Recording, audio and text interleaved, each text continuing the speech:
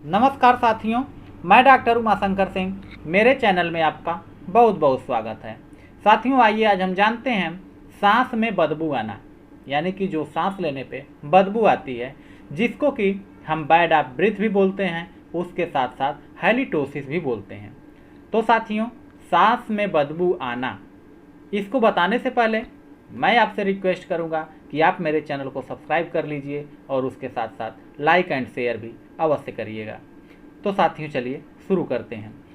साथियों, जो अक्सर करके हमारी सांस में बदबू आती है, उसके लिए बैक्टीरिया जिम्मेदार होते हैं। यानी कि कहें तो अगर मुख में लार सही से नहीं बनती है तो भी बदबू आती है। तो इसके लिए हमारी जीभ, दांत और मसूड़े पर जमे हुए बैक्टीरिया जो होते हैं, वो सलाइवा के साथ मिलकर भोजन में अगर नहीं पहुंचते, अगर वो ऊपर ही रह जाते हैं, जैसे लार का सलाइवेशन यानी कि जो लार निकलना है वो अगर कम होता है, तो भी हमारे मुख से बदबू आने लगती है। क्योंकि जो भोजन हम करते हैं वो भोजन जो है कि हमारे पेट में जाता है, सलाइवा के साथ मिक्स हो करके उसके साथ साथ प्रोटीन को तोड़ते हैं। यानी कि जो सलाइवा जाता है वो प्रोटीन को तोड़ता है। सबसे पहले तो कार्बोहाइड्रेट को तोड़ता है, उसके बाद प्रोटीन की बारी आती है। तो साथियों, इस प्रक्रिया में जो गैस रिलीज होती है, यानी कि जो गैस रिलीज होती है, वही सांसों की बदबू होती है। सांसों की इसी बदबू को हम जो है हेलिटोसिस बोलते हैं। साथियों, इसी को हेलिटोसिस कहते हैं। मुंह जो सूखता है, यानी कि मुंह सूखने के कारण लार के बहाव पर अक्सर प्रभाव पड़ता है, और इसके साथ साथ लार की कमी से भी मुंह में बैक्टीरिया उत्पन्न होने लगते हैं, जिससे कि लगातार सल्फर कंपाउंड निकलते हैं। यानी कि जो सल्फर कंपाउंड होते हैं वो अक्सर करके निकलने लगते हैं, जिसकी वजह से हमारे मुख में बदबू आने लगती है। साथियों, अगर मुख से बदबू आना बढ़ता रहा, यानी कि जो बदबू आने की प्रक्रिया है वो अगर बढ़ती रहती है, तो यही गंभीर बीमारी का संकेत भी हो सकता है। क्योंकि अगर पेट की भी कोई दिक्कत है तो भी ऐसी दिक्कत आती है। तो साथियों, इसके लिए अब हम आपको होम्योपैथिक कुछ ट्रिक्स यानी कि कुछ होम्योपैथिक दवाएं बताऊंगा, जो कि आपके लिए बहुत अच्छा होगा।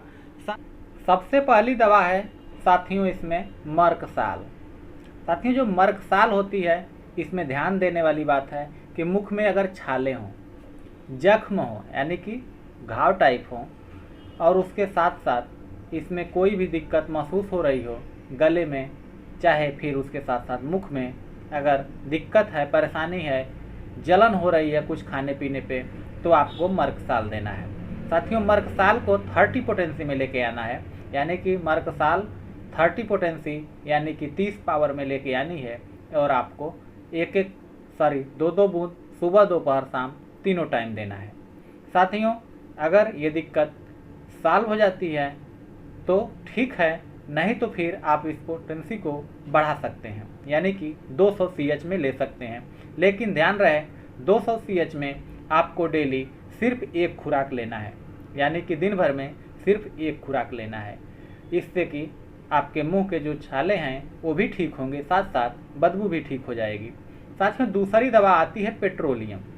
अगर सांसों की जो बदबू है वो प्याज की तरह हो, यानी कि जो प्याज होती है, प्याज की तरह अगर बदबू आ रही हो मुख से, तो पेट्रोलियम देना है। यानी कि पेट्रोलियम मेडिसिन को 6 CH में या फिर 30 CH में 2 बूंद सुबह दोपहर शाम तीनों टाइम देना है। साथियों, उसके बाद आती है नक्स भूमिका।